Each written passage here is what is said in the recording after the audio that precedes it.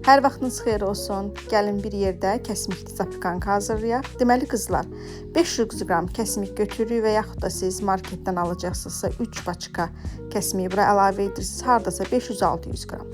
Kəsmiyimizi əlavə edirik qabımıza və üzərinə 1 stəkan çox da dolu olmayan, yəni başından bir barmaq əksik şəkər tozunu bura əlavə edirik və qarışdırırıq.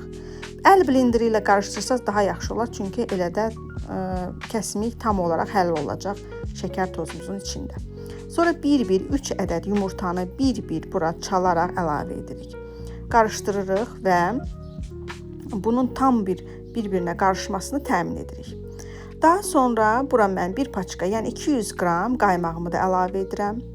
Qaymaq da gözəl bir xəfif dad verəcək. Sanki bu zapikanka yox, cheesecake ləzzəti verəcək bizə. Həqiqətən də çox gözəl alınır. Bura meyvə də əlavə etmək olar. Gilə meyvələr, mövsümi gilə meyvələr əlavə etsəz də yaxşı olar. Məndə evdə yox idi deyə mən sadə bişirirəm, amma inanın ki, sadə də çox ləzzətli olur, çox dadlı olur. Daha sonra bunları da qaymaqla birlikdə qarışdırdıqdan sonra mən əl blenderi də qarışdırıram ki, bu həm daha rahat olur, həm qarışmasını daha yaxşı təmin eləyir. Həm də tez başa gəlir. Yəni əllə qarışdırsaz biraz uzun vaxt almış ola biləcək. Amma belə də 2 dəqiqəyə artıq zapikankanız artıq hazır olmuş olacaq. Və kənarda ayırdığım bir qaşıq, deməli xörək qaşığı un, bir xörək qaşığı nişasta və vanilini qarışdırıb qabıma əlavə edirəm. Yəni onu da blenderla tam bir şəkildə qarışdırıram ki, topaq qalmasın. Və bunu artıq hazır olduqdan sonra bir kənara qoyacağam. Qabımı götürürəm. Mənim qabım çox da böyük deyil, çünki xəmirim çox alınmadı. İçinə bax gördüyünüz kimi şeyimi sərirəm.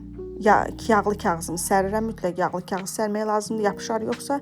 Və belə süzgəcdən keçirdərək qabımın içinə əlavə edirəm. Təbii ki, duru bir formada alınır bu və bunu qoyuram sobada bişməyə.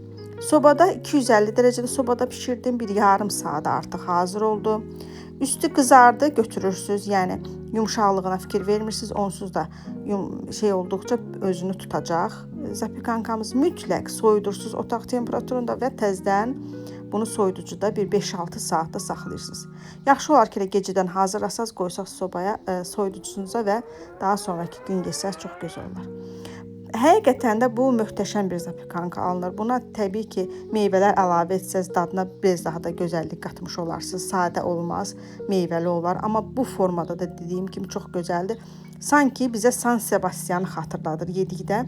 Sanki San Sebastian'ı xatırladan bir kıvamda olur. Çox gözəldir, möhtəşəmdir. Siz də hazırlayın. Nuş olsun.